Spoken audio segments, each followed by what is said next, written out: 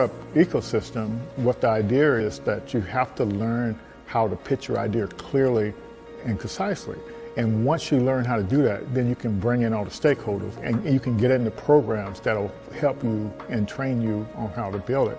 But that first step is you have to design a business model that is desirable. When I initially moved back to Pensacola, I had a meeting with Lloyd. Lloyd invited me for breakfast and I was telling him, man, I still have an idea for the entertainment industry. This is what I wanted to do. He was like, all right, I got Startup on the Blocks. So I need you to start coming to Startup on the Blocks and get a little more information on how to work through the tech ecosystem and take your idea and we'll get you where you need to go. My company is called The Know, is an app that is streamlining business for the entertainment industry. Yeah, so if you're a musician, what you would do is pretty much jump on the platform, you'll create a profile, but the way we created the profile is pretty much a cleaner way. So now if they want more information about you, you'll connect your social media platforms, your streaming platforms, and that way they can go directly to it. What we also have included is your calendar. So pretty much you can set your days, you can set your price for your days and automate your booking. So initially talking to Lloyd, my idea was all here, it was there, it was over here, it was over there. It was like, all right, Quinn, I get it. You got a lot that you want to do, but we need you to bring it in just a little bit and then work on your pitch, your story, and how you're going to bring it full circle to get people to understand what you're trying to create. Most of the programs here wasn't inclusive. And so we said we'll focus on helping founders of color. We also start at the beginning of the thing, at the idea stage, whereas a lot of the programs you see here locally, they start after you're up and that's not very efficient unless if you don't have a lot of money, you can't recover from your mistakes. And the lean startup system, it actually helps you make mistakes faster before you spend a lot of money. You don't actually start building anything until you got customer buy-in. There was a need for small businesses to bring brand awareness to their business. I see there's a lot of makers and bakers that they're making all of these goodies and these products, but they can't market it, they can't sell it at the same time, and there needs to be kind of like that middleman, that middle person to help bring economic growth to some of the small businesses in Pensacola. So Taste of Pensacola, I came up with that idea during the pandemic when I saw things at that time that Amazon couldn't fulfill. They didn't even have those products, but the local people in the community, they did.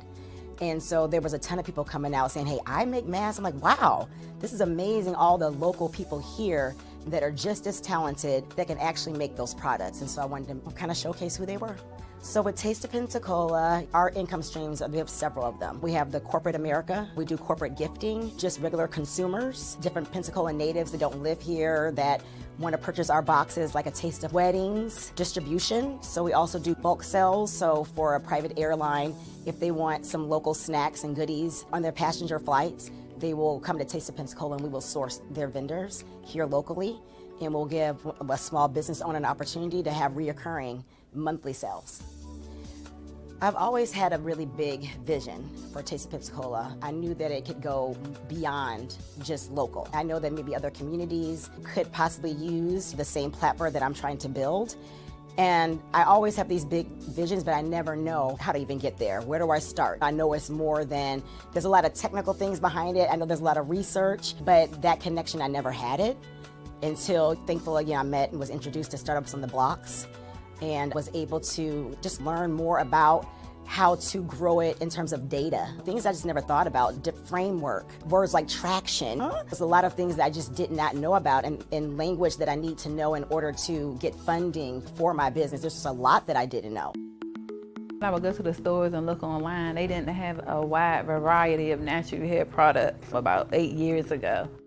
And the ones that they did have, the ingredients, it would say that they were all natural. And when I would research the ingredients, a lot of the ingredients were not natural. I make everything, my shampoo, conditioner, I have an oil that I make, and I have 2 different separate butters. Like I had some people who were completely bald and grew their hair.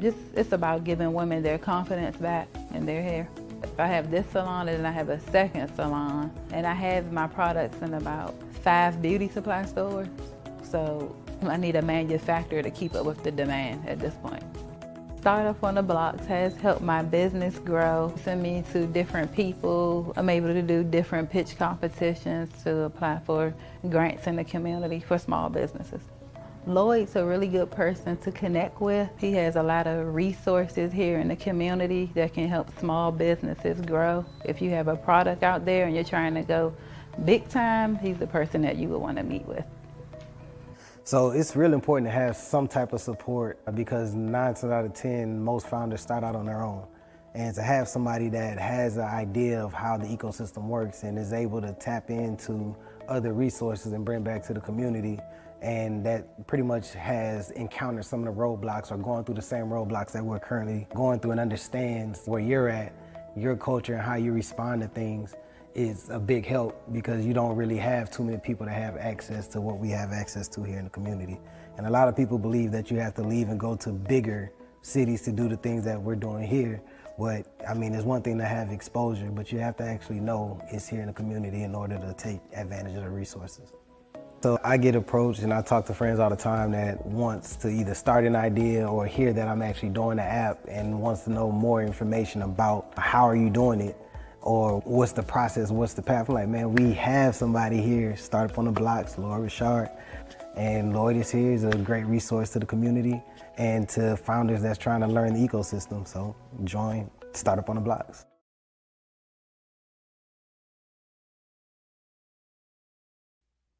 Yes, join Startup on the Blocks. Thank Quinn for that good introduction there. It's been a great week so far. Spent the last couple of days over in Destin at the FPL Economic Symposium. We had a couple of AI speakers and innovation speakers, so I hope to share some of that stuff with you all that I learned over there from that. But we're actually glad to be here, and my visa was scheduled to be on the 9th, and so she's not going to be able to make it. She's out there trying to raise some money for her startup, and we hoping everything goes well with that. So I decided to talk about anything you all had questions about and do just to ask me anything session. And feel free, we're in this agentic world right now, and it's things are changing fast, and we definitely don't want you all to get left behind out there. And it's always neat to hear from people who get paid a lot of money to go out and talk to people, and so you can actually learn more. So I'm here tonight to support you all, and I've been learning quite a bit, and that's the way I use AI to help me learn and to help me better support you all in that. So don't be shy. If you got something on your mind, just do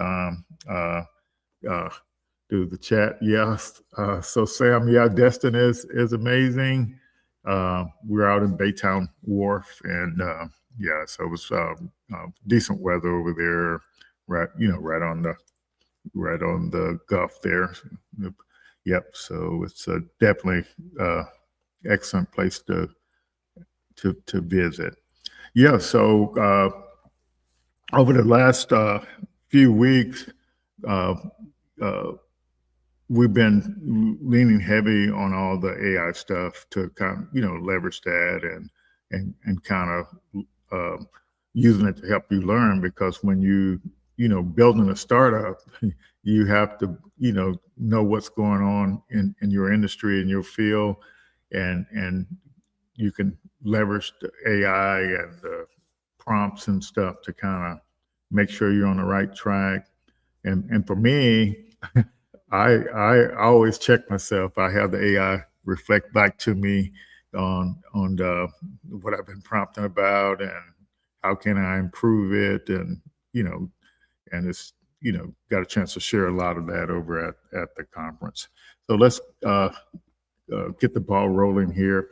Yeah, and so one of the things that I get feedback from the AI, like we pulling way above our weight, but the way we're able to do it is through these partnerships with other organizations and leveraging their resources. And I don't even have all the partners we leverage out here on these slides. And, just to kind of make sure we can provide more support to founders. And so we definitely appreciate that. And we definitely,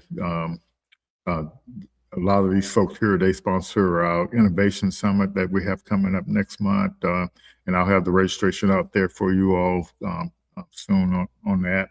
So we're looking forward to that. Got some good speakers lined up.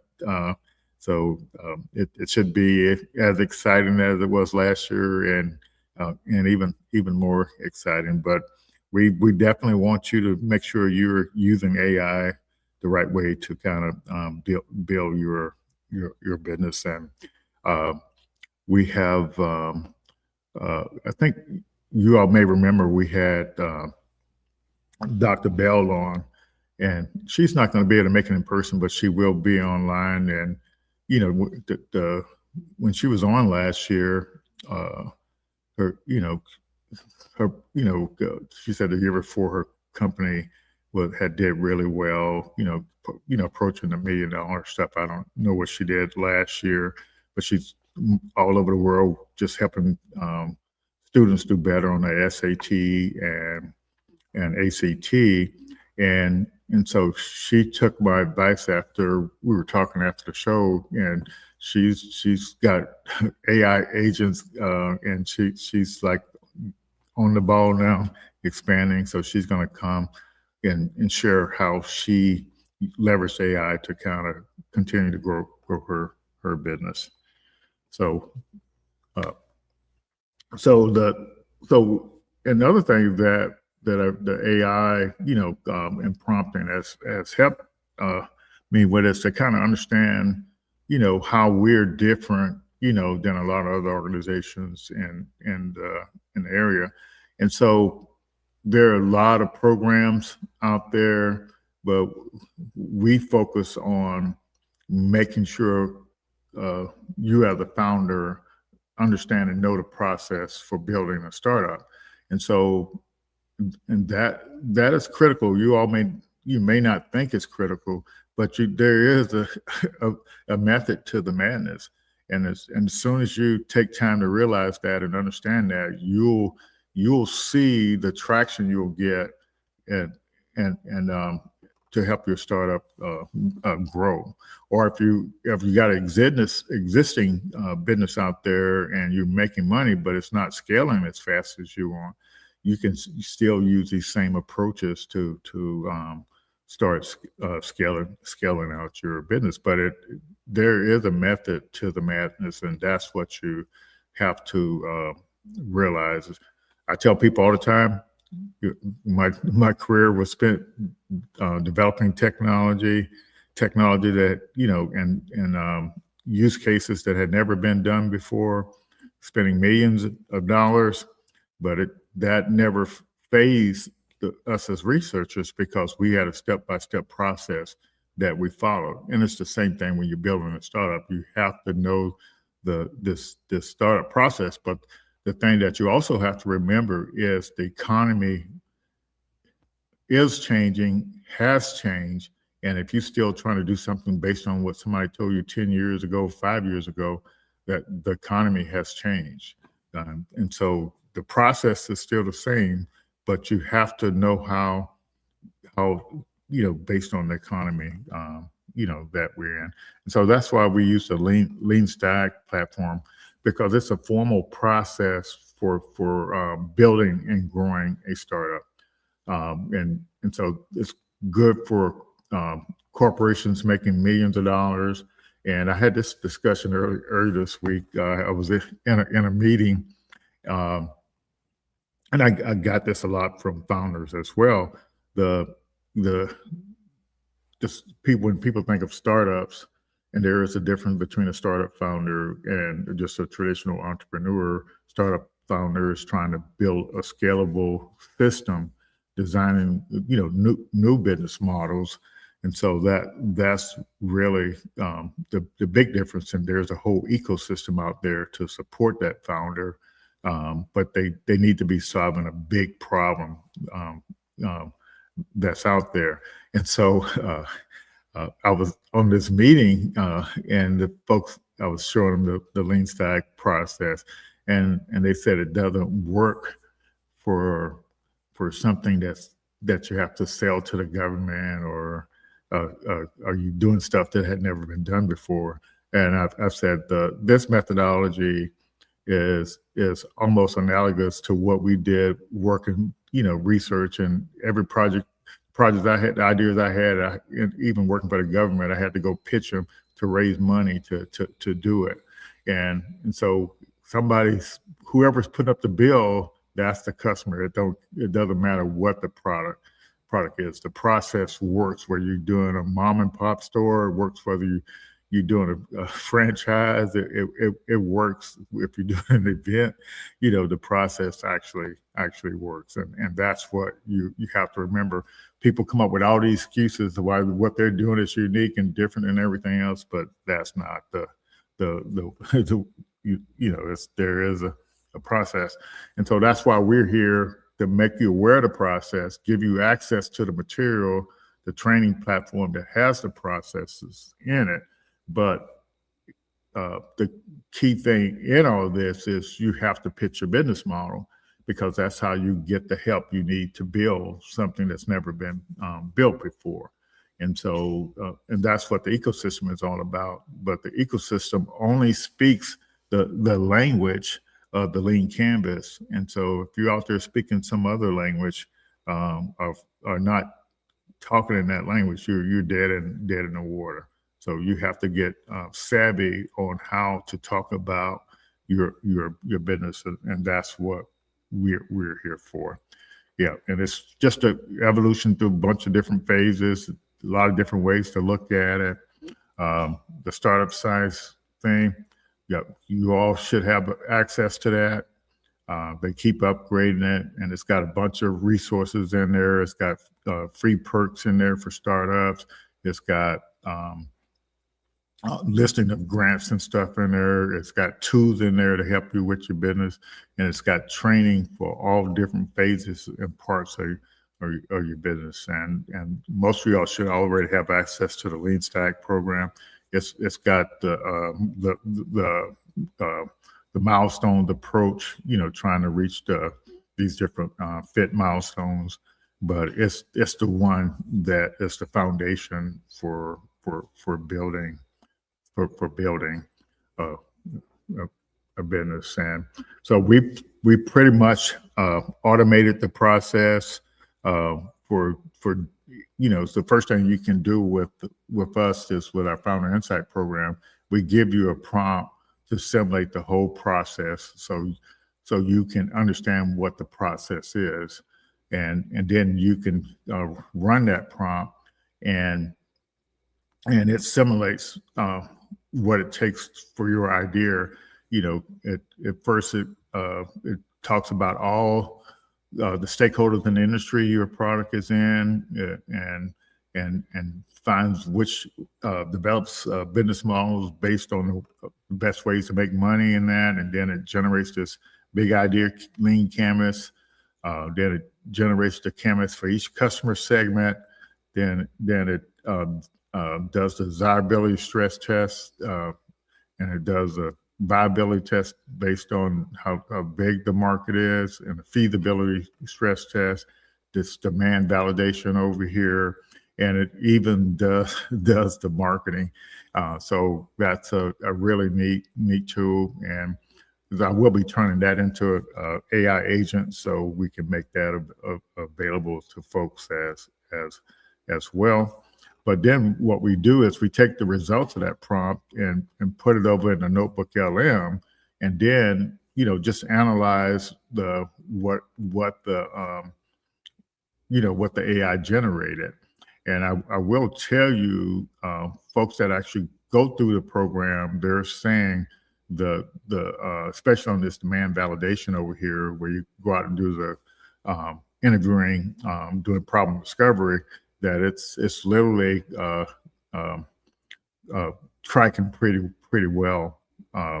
So, and when I worked for the government, before we went out and built anything, we actually ran a simulation, and that's all this is. You simulating everything that's going to happen, so you can know once you actually go out and do it, you have confidence that it's going to actually work right. But we use Notebook LM to kind of get feedback and learn, so you can learn about what's going on a lot quicker.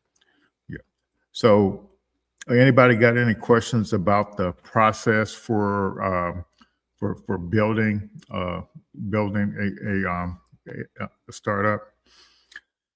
So, if not, I'm going to show you this conference I went to. Is called the Northwest Florida Economic Symposium, and always have national and international speakers come in. But this particular guy, he gave our presentation on AI and got everybody familiar with what was actually going on. There was a great presentation, and of course everybody was asking me what did I think about the presentation. I thought it was great, but I just took a transcript of his presentation and I run my AI prompt on it and do an analysis of it. I'm meeting with a client tomorrow, and I did I analyzed the prompt based on their organization. And so like what happens is when you hear information like this, you can run a prompt and say, what does this look like for my organization? What does this look like for that organization? And so it's a really neat approach. The other speaker that I thought I would share with you all tonight is this Cal Sheely. This guy, they call him an innovation expert, but to me, he's a guy with crazy ideas, and they seem to work. So I'll share some. It was really both presentations were really entertaining here. So let me see if I can pull up, because everybody wants to know about AI, right? So let's see if I can pull up what the Notebook LM said about his thing. And just to give you a little heads up, he was so you remember I was saying how all these different eras we're going through, how things are changing. And so and hopefully this video will give you an idea, help you out in kind of knowing where we are and what you need to do. Okay. Let's see what Sam is there. So yeah, so Sam says he feels like founder other groups are running circles around our community, and founders like me, capital is the biggest barrier. Most of the groups have zero clue on what they are going to build.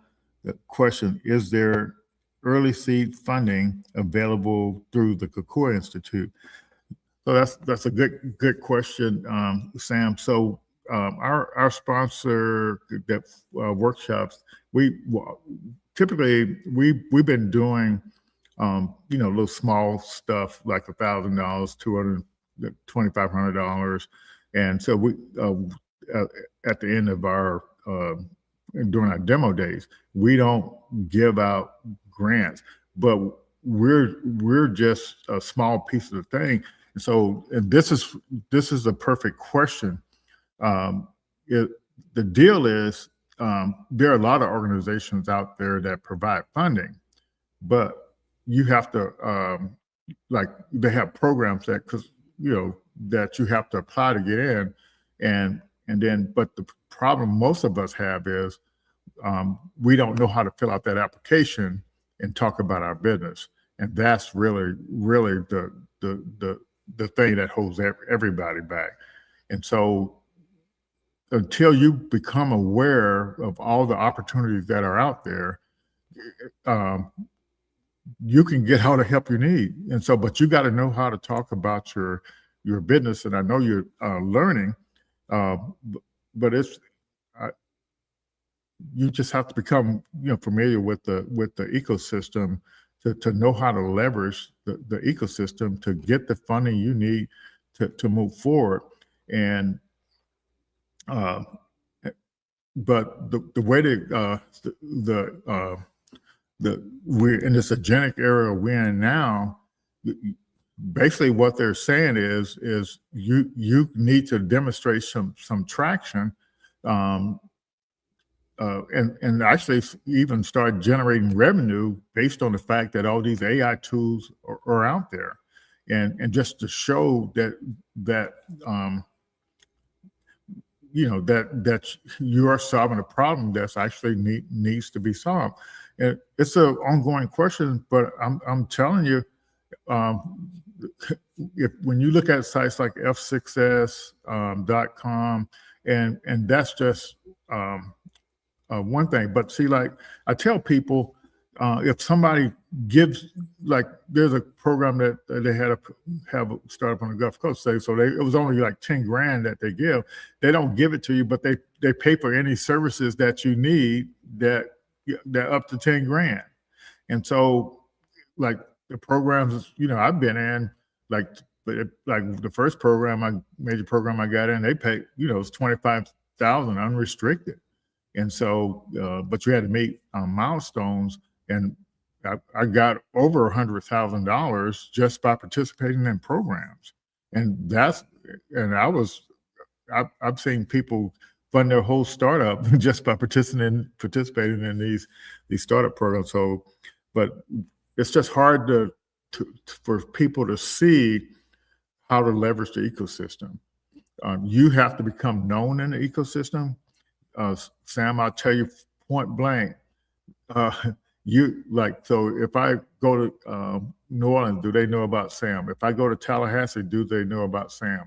If I go to, if I attend the Emerge America conference down in Miami, and you're down there participating, who knows about you? It's like you have to become known. This idea of being nobody knows what you're doing, it doesn't work like that. You have to post your progress that you're making with your startup, and literally once you get in a program, and that program typically refers you to another program, that program refers you to another program, because everybody's looking for good founders. And so that is the way it works. And I'm not sure how to make it clear, but so if you just do this, so you use AI. So the first thing I would do is help me understand the startup ecosystem and how to leverage it. Yeah. So that it's just whatever you're struggling with, just tell the large language model what you're struggling with and what's out there to help me move forward. But I can tell you, if nobody knows about you, you're not moving forward. You have to get out there and get involved so people know, so like the Florida Venture Forum, do they know about you? You're down in Tampa, St. Pete area, all the startup ecosystem in the area, how well do they know you? I know you've been participating in programs, but I can go on and don't think local.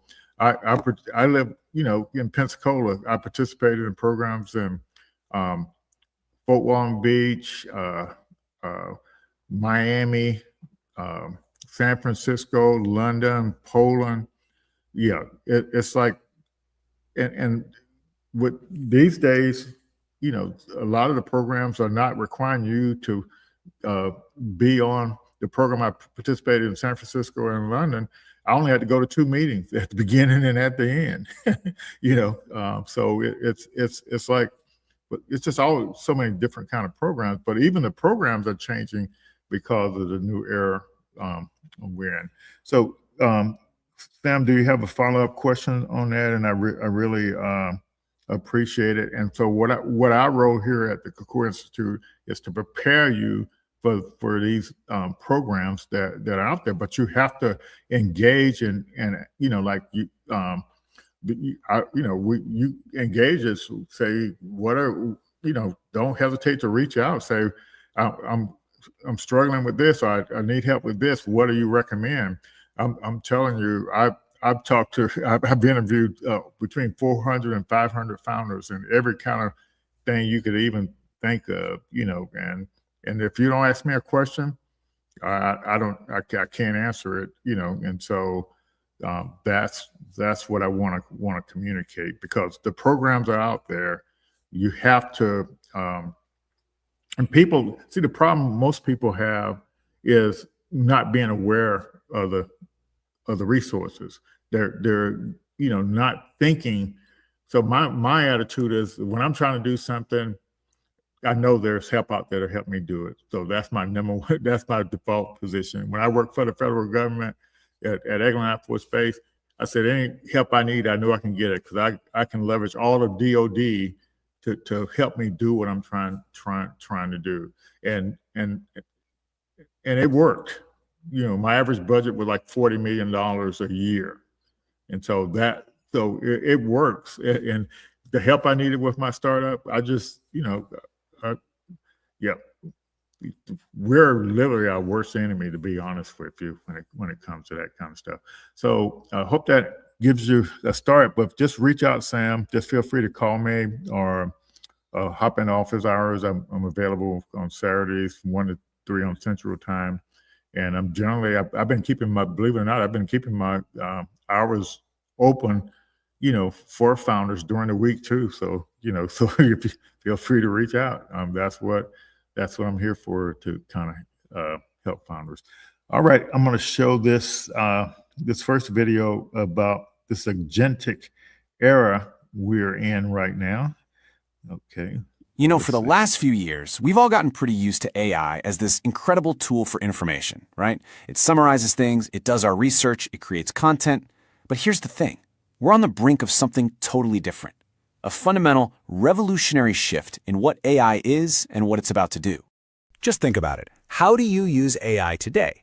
Mostly, you're asking it to think for you. Hey, summarize this document. Write me a draft of an email. But what happens when that prompt changes from summarize this for me to do this for me?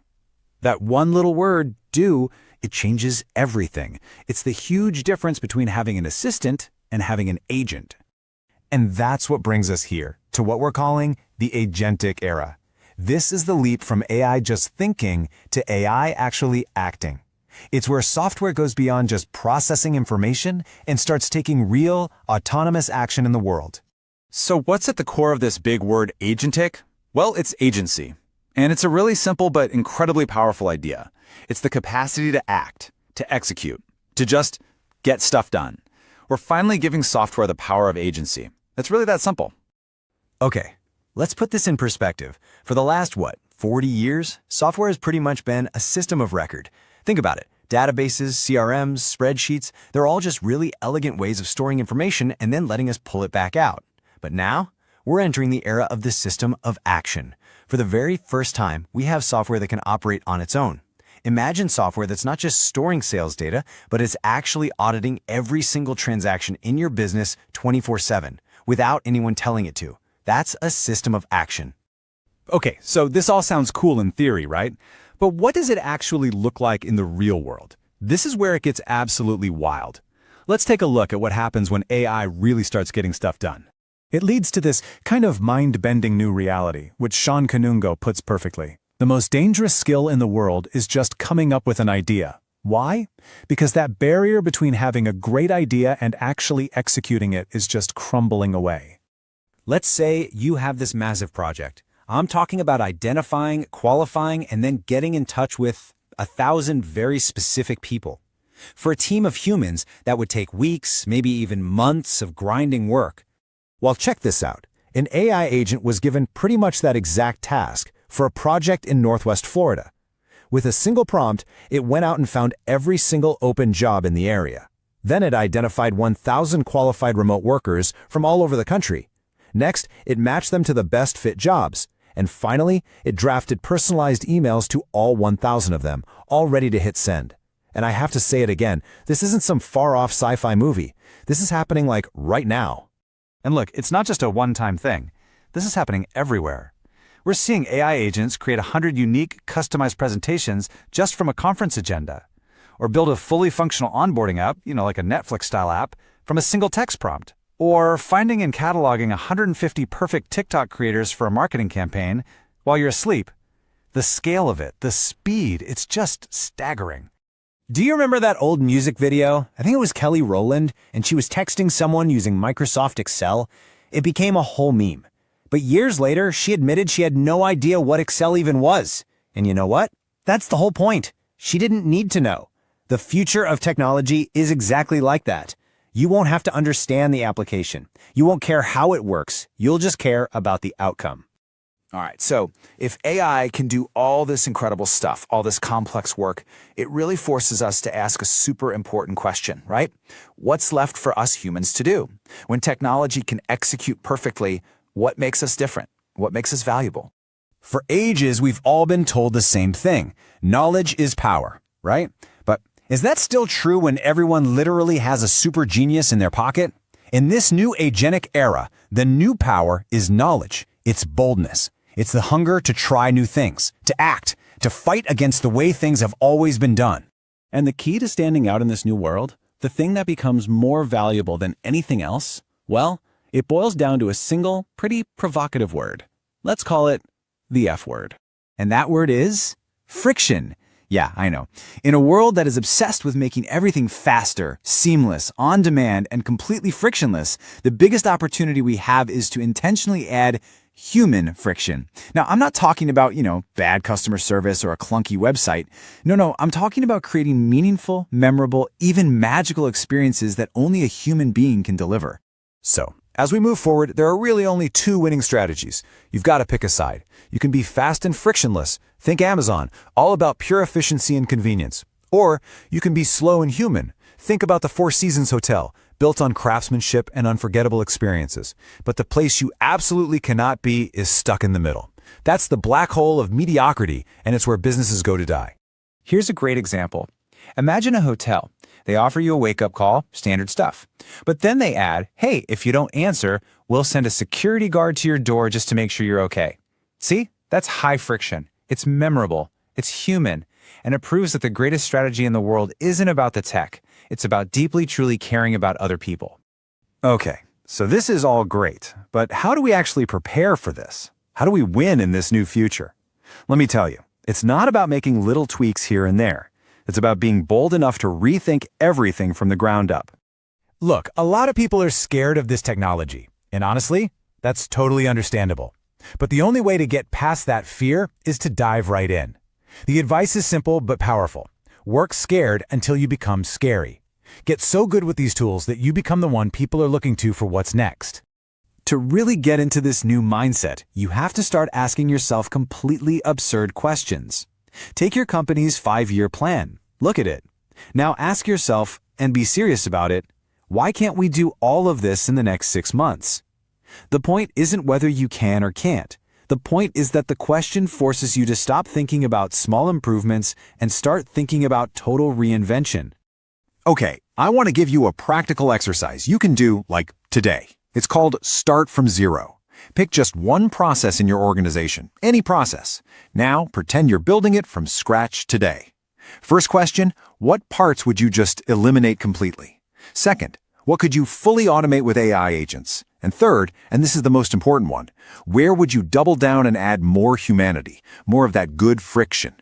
And when you do that exercise, it really highlights the difference between good leaders and truly remarkable ones. See, good leaders are great at optimizing the past. They make the current machine run a little bit better. But remarkable leaders, they are willing to disrupt themselves. They're willing to go from being the expert back to being a total rookie, just so they can build the next big thing. And this might be the hardest truth of all to swallow. Everything that made you successful up to this very moment, your experience, your hard-earned expertise, it can actually become a liability. You almost have to thank your past self for getting in this far and then be willing to let that person go. Because what got you here is not going to get you there. So in the end, the future doesn't belong to the fearless. I don't think that's true at all. It belongs to the people who see exactly what's at stake, who feel that fear deep down, and yet are bold enough to move forward anyway.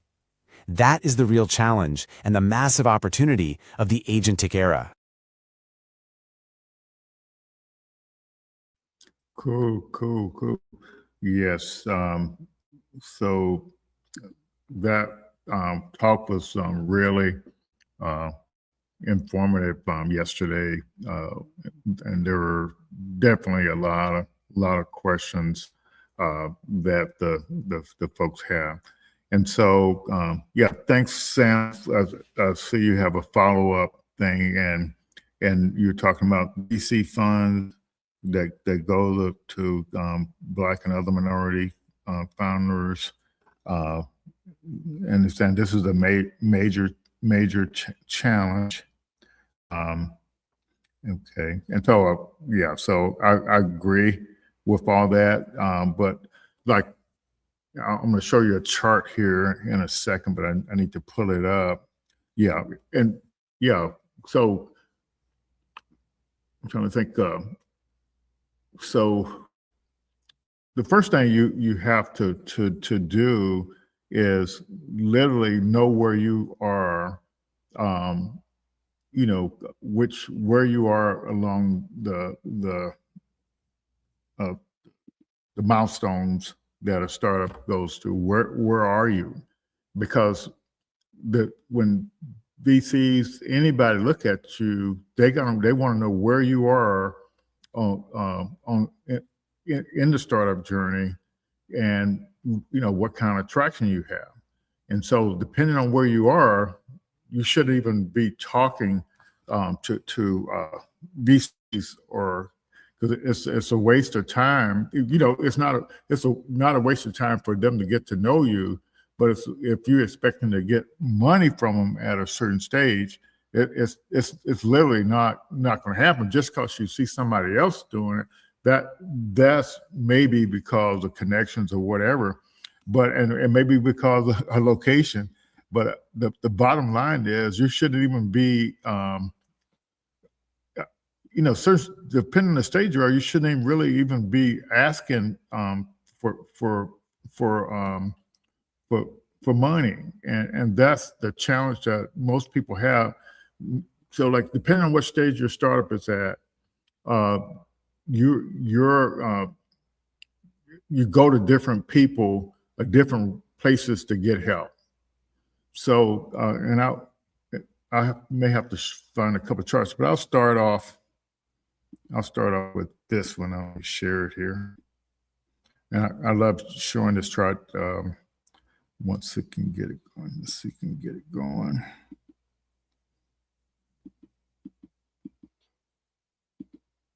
And Sam, I don't know if I've actually shown you this chart or not.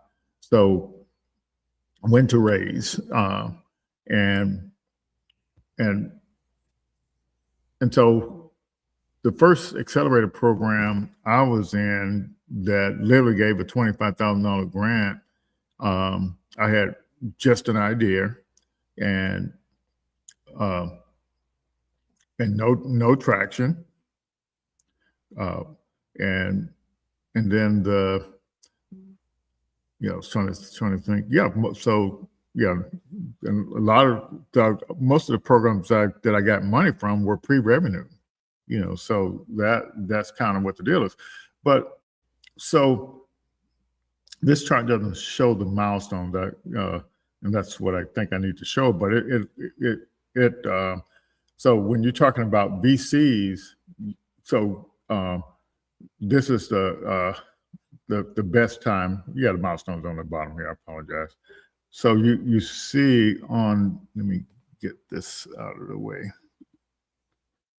So they're saying this, where this red arrow here is the best time to raise money. That means you're out there, you done launch your product, you're selling it, and you know all your unit economics, and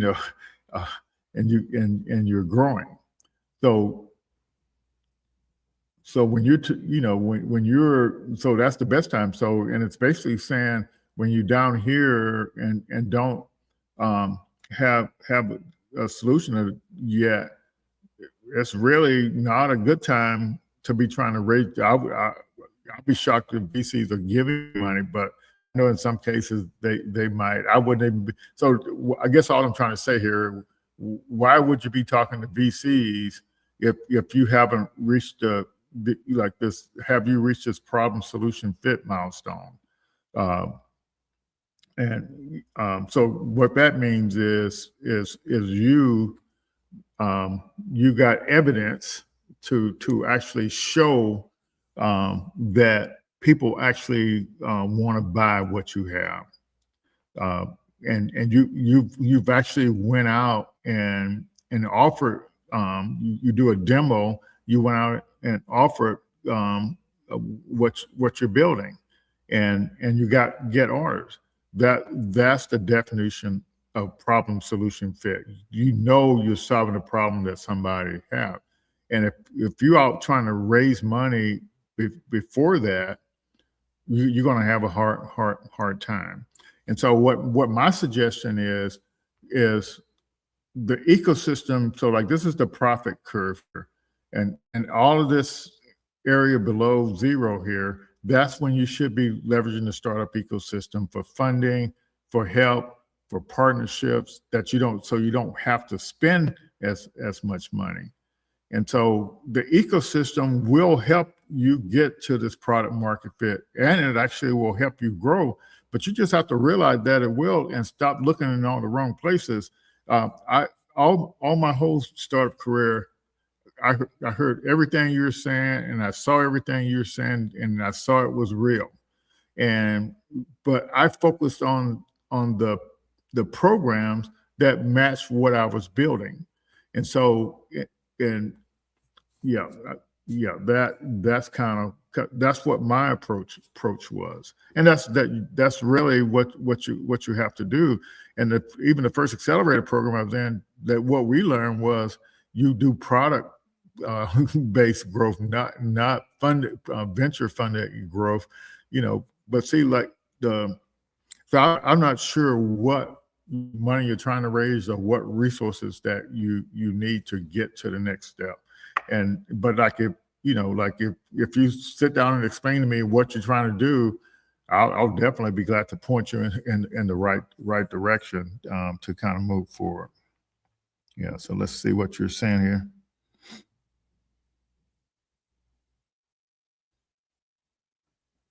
Yeah, I have a working prototype that with capital would be 50 million plus annual revenue. And so what the deal is, so like the way the world works is traction. And so you haven't been through our the lean stack process, but projections don't really mean anything. You literally have to have evidence that people want what you have, and the only thing that that's going to do that is that you have to know how to do that demo sell build process. There's I don't this idea of getting money is hard, and so I remember I remember my projections were in the trillions for my startup that I was out there pitching, but the numbers you have to, so everything is evidence based now. It's not based on projections and ideas anymore. So that's a change. It's but stop focusing on what the numbers and the about the percentage of funding, and just look for stuff that is available for you, not what's not available for you. Yeah. And so you're saying capital will build traction. So you look at this chart here. The only time in old days, once you knew this stuff right here, you knew what your customer acquisition cost was. I mean, really knew what it is, and you had evidence of it. the investors will give you all the money you need as long as they know that those numbers, and if they give you money, that's going to result in more customers. It doesn't. It's changed, and so I literally think, Sam, and this goes for anybody. If you're out there saying if you had the money, you're thinking the wrong way. Don't focus on what's not working. Just keep trying to be creative to kind of move forward. And I can tell you right now that nobody's looking at no projections right now. They're looking at evidence, and that you have things. And so it could be anything from sign letters of commitment, or there's just so many ways you can move forward, Sam. But you have to, you just have to understand what the process is and how it works. Yeah. So let's see here. Let's see if I think that's pretty much the chart that I wanted to show. So, but like this chart said, focus on the wrong thing at the wrong time. Yeah. That's the thing what gets everybody in trouble. So, Sam, I don't know if you actually got into the Lean Stack platform and try to understand and follow the process. But this is the problem most founders have, and and it doesn't have anything to do with race or anything. Most people don't want to follow the process. They literally want to go from idea to funding. It don't work like that. And just because you see somebody else do it in all the circumstance, but that's not the way. That's not a repeatable process. So that's what I would say about that. But I really appreciate what you're saying. So. Yeah, I definitely could give you some ideas on how to move forward, but just reach out and kind of, so we can chat and kind of move forward, so I can give you more detailed feedback. But that everybody, the number one thing is you have to know what stage you're at, and you have to know what's available to you at that stage, and that's the way it works. And so, when you're down here with, early on pitching a business idea, you pitch a business model, how you make money. You try to get in programs that are interested in that type of product or service. And you try to enroll in pitch competitions and become known out there in the community. And so the way you become known is you make sure your profile and your progress is updated on this F Success site, and the opportunities. What I tell people, I haven't updated my profile on this site in probably maybe at least eight years. And I still get emails every day for opportunities, and it's just based on my profile in these sites.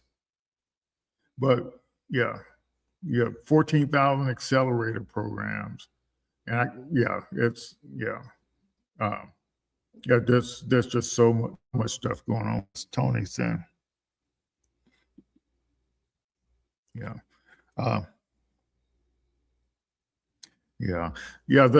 so pitching, there's an art to pitching, but you definitely got to be at the stage you're at now. You pitching your business model. That's definitely when you're pre-revenue. Yeah, and like I said, evidence is what's key right now.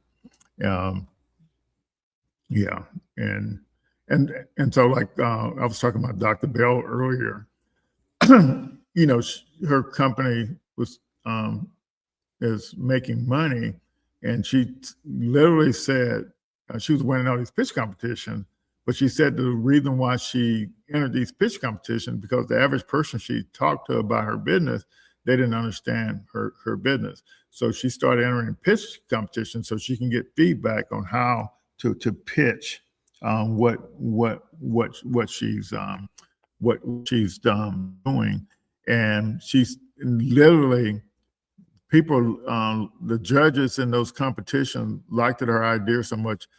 In the end, after they finished, they became her fractional CEO, COO, CFO, CMO. They all ended up coming working for her because they loved what she was doing and the impact she was having. Okay. Yeah. So like so bottom line, the this is what I would do if I were you, Sam. I would literally, you know how to use AI. So what are all the ways that founders are funding their startup? At what stage are they getting money? So so this yeah. Yeah. So there's probably is a relationship between real estate and startups and how money flows in there. But literally, so yeah. So the ecosystem is out there to help you. And the question that you have to answer, well, am I leveraging the ecosystem to build my startup? And so you have to, you don't just automatically notice stuff. You have to say you've been researching what's not working. You need to research what does work. That's what, it's a whole different mindset. To be honest with you, I heard from day one, I heard about all the low percentage of the money that Black founders, women founders were getting. But at the same time, I also know it. Just because somebody else gets money and have a half-baked idea, that doesn't mean you should get money with a half-baked idea. It's it's all about timing and place. So my thing was, I want to make sure my ducks are in a row, and everybody will say, yeah, I still don't get money, but there's so many other places to get money that you're just not aware of. I never let the small percentage of women or minorities getting funded, hold me back. To me, that was just an excuse for me not to do what I'm supposed to. It's literally your mindset totally has to change. I know I may be a little crazy, a little bit different than a lot of folks, but so what is the playbook for the genic era? You got to see, like, people, you got this everything in your hand with all these tools, but you're not asking the question. You're just assuming you know the answer. Black people don't get funded. Women don't get funded. That's not going to get you funded. Yeah. So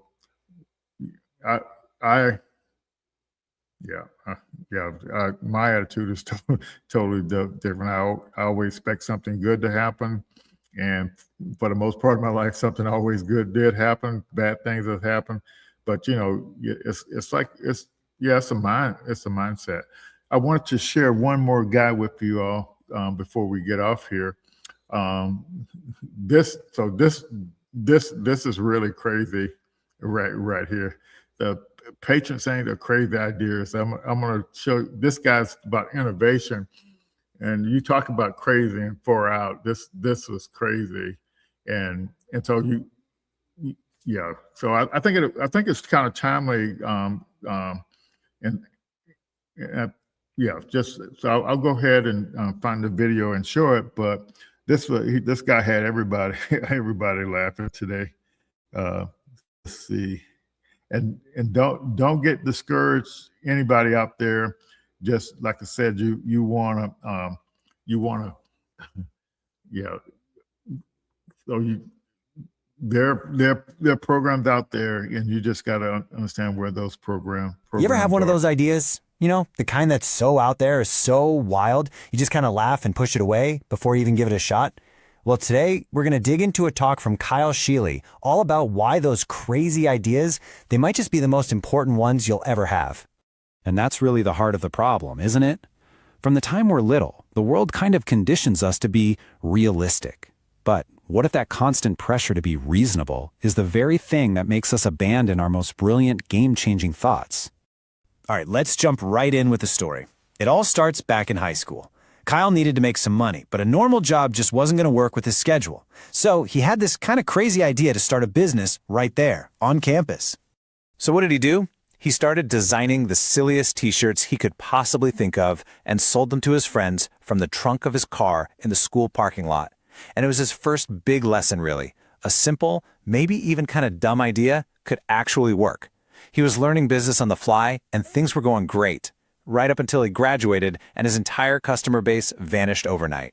So he decides to aim high. He wants to get his shirts into his dream store, Urban Outfitters. But when he calls them up, he hits a wall, a really firm corporate wall.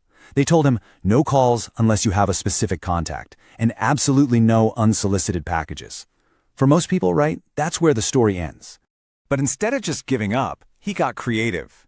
He thought, okay, if they don't accept packages, maybe they'd accept a suitcase. So he goes out, finds this cool vintage suitcase, fills it with his absolute best shirt designs, and tucks a beautifully designed catalog inside. He just drops this thing in the mail, his hopes and dreams basically in a basket, and waits. And it actually worked. A week later, he gets a call from a buyer named Don. The suitcase was so creative, so compelling, they just had to make an exception. And this shows you a really core lesson. Sometimes, the unreasonable approach is the only way to cut through all the noise. And just like that, his dumb t-shirts ended up in Urban Outfitters stores all across the country. Okay, so that whole experience proved that chasing a crazy idea can seriously pay off. But it's not just about getting lucky, right? So what does it actually take to turn one of those fleeting thoughts into a real breakthrough? Well, it turns out there's kind of a framework for this. A survival guide, if you will, to help you nurture those fragile, brand new ideas so they don't just die before they ever get a chance to grow.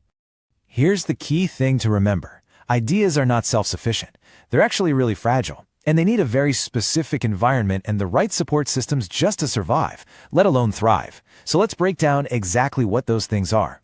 We're about to look at the 5 essential ingredients that can give your most out there ideas a real shot at making it. You can think of this as the blueprint for building something really incredible.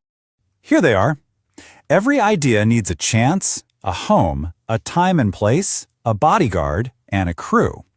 Now, all 5 of these are absolutely crucial, but let's zoom in for a second on 2 that are so important in those early, delicate moments: giving your idea a home and giving it a bodyguard. So what does it mean to give an idea a home? Well, ideas are fleeting, right? If you don't write them down, they just disappear. You need a notebook, a Google Doc, something to capture everything. Kyle even shared one of his bad ideas he jotted down, a logo for the Foundation for the Advancement of Ridiculous Things, or, FART for short. The point is, just get it all down. You never know what's in there. And that brings us to the bodyguard. A new idea is incredibly fragile. It can be killed with a single, "that'll never work." You have to protect it from criticism that comes too early. That devil's advocate person, they're useful, for sure, but only after the idea has had some time to find its legs. In the beginning, you have to shield it. So let's look at one final story that really pulls all 5 of these principles together. It's a story about a truly ridiculous idea that ended up having a surprisingly powerful impact. So a friend was constantly bugging Kyle to run a marathon with him. The thing is, he hated running, but he loved the idea of being able to say he'd run a marathon. And this sparked this beautifully simple and honestly hilarious idea: a completely fake marathon where you get all the swag, the medal, the shirt, the race bib, without running a single step. He launched the first race, calling it Run Free, and he was hoping to maybe raise $1,000. He ended up raising over $23,000 from almost 600 people in 24 different countries. Everyone wanted in on the joke. People were posting pictures of themselves running past the Eiffel Tower and Big Ben. It was amazing. So he decided to do it again, this time during the pandemic, and he called it the Home Run Marathon. He figured, hey, maybe he could double or triple the number of runners. Instead, 34,477 people signed up. To put that in perspective, that's more participants than the actual Boston Marathon. But here's where the story really takes a turn. In the middle of all the funny videos and jokes, he gets this message. It was from a mother whose child had leukemia. And she said that every single day is just spent being strong and being scared. But for one day, because of this silly event, she just got to be a regular mom having fun with her kids. That was a gift, she said. And it just shows how a crazy idea can ripple out and touch people in ways you could never possibly imagine. So, the takeaway from all these stories isn't just that weird ideas can be fun. It's that they hold real power, both for business and for making a genuine human connection. Okay, so what do we do with this? This quote just frames it perfectly. Think about it. Every single innovation, every invention that has ever pushed humanity forward started out of some unreasonable, crazy idea in someone's head. The line between what we call crazy and what we call a breakthrough is incredibly thin. And that really brings us to the final thought I want to leave you with. For every idea out there that's maybe too crazy to work, there are probably 1,000 more that never even see the light of day, just because we talk ourselves out of them. So what's the brilliant, maybe even life-changing idea that you've been sitting on? The only way you're ever going to find out if it's a breakthrough is to give it a chase.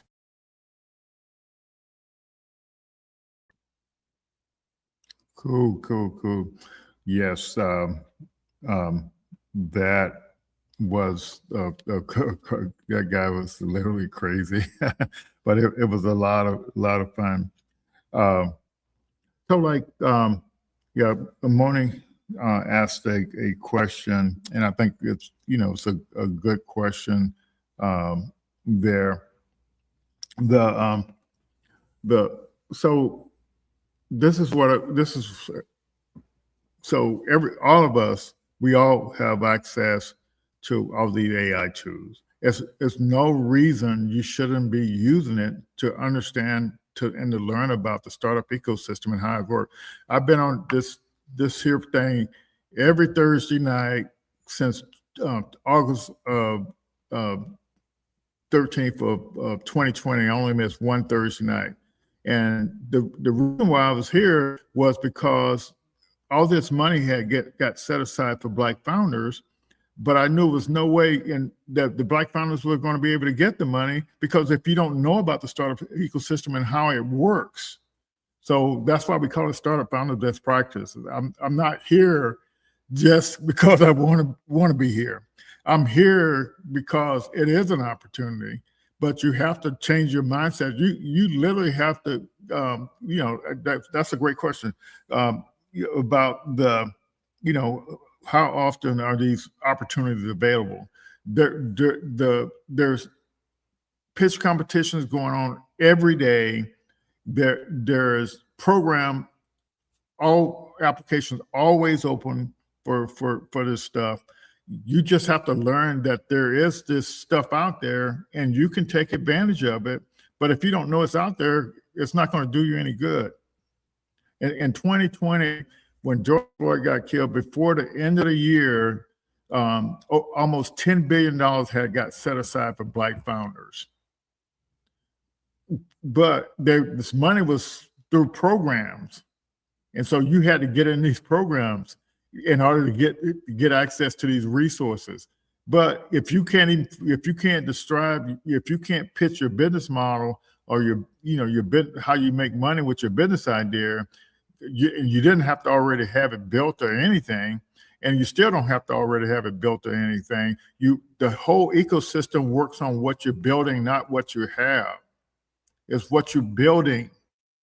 People are trying to help you go from an idea to a product or service. And there's help every step of the way, even before you incorporate your business. People are running out there incorporating and getting LLCs or whatever, and they haven't even figured out what the business is in a decent way and did the research. So don't be in the dark about the ecosystem. You got all these large language model, Chat GPT, you shouldn't be asking me what is the startup ecosystem, because you got the answer right there in your hand. You just have to ask it. I'm not familiar with the startup ecosystem. Please help me understand what the startup ecosystem is. That's the first chat I would go in there and do. What kind of opportunities are available for founders? What kind of resources are available for founders? What companies have programs for founders? And so that's why I was telling everybody the difference between a founder and an entrepreneur. A founder is a person that's working on a startup idea that solves a big problem, not a small problem, a big problem. And we all out there working in the industry and doing things, so we are aware of problems, and we just got to realize that if we take time to figure out an idea how to solve those problems, if it's a problem for a lot of people, a lot of companies, then the ecosystem will help you from that idea stage all the way till you build your product or service. But we're so used to having to have everything paid for and then ask for customers to come in. That's not the way it works in the startup ecosystem. It's a whole new mindset. It's a whole new process. And over 12, 13 years ago, I said, why in the world would I go the traditional route when I can go the startup route? I don't need any credit. All I need is the social proof of what I'm working on and what I'm participating in. Yeah. So we having our Founders Innovation Summit, and on the 17th and 18th of April. So it's about 6 weeks away, and so Friday night we have a reception here at the Kukui Institute, and then we have an all-day thing. This will be our third year, and we do it both in person and online. So it doesn't matter where you are. We can get about 100 people over there at the Villiers Square. So that's hope that that's what the deal is right there. So, it's never too late to learn about the startup ecosystem. So I'll definitely just tell you that. And so, there's so just to get a little simple idea. But what I'm telling you all, you have to. There's so many programs out there that, and they're meant for certain areas, certain people, and so you have to find the programs that align with what you're doing, and that's what's most important. And so, so it's to kind of move forward.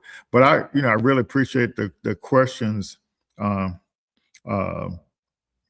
And also, Moni, I have office hours every Saturday from 1 to 3 here at the Kukui Institute.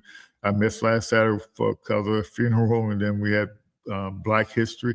Black History was really busy. So,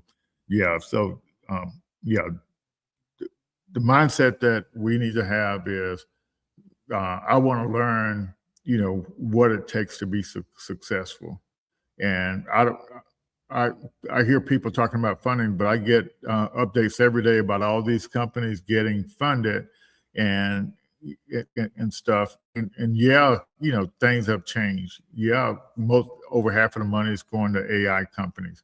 But so it's just that we kind of leverage the stuff to become aware and learn. And Alrighty, I'm going to get off here, and next week we're going to be talking nonprofit stuff. There's just like there's programs for startups, there's programs for nonprofits. So that you apply for the program, you get money. So it's like in the startup world, just so everybody understand too. Most of the applications are just one page. It's not no long process because they want to, but you got to have some visibility. All right. Appreciate you all this week. And so feel free to reach out. You can just Google my name, either find, and like we have a whole video library on YouTube and Facebook of all the founders we've been interviewing, and a lot of content out there. And we have resources, and literally just go to apply.kakuainstitute.org. And the form, it's literally just a form with check boxes on it. You don't have to do no dissertation on anything. It takes less than 2 minutes to fill it out. And people will put off filling it out, and all I'm doing is just registering the people that are in the program. It's literally that simple. All right. I'll see you guys next week. Love you all, and thanks for chiming in. All right. Bye-bye.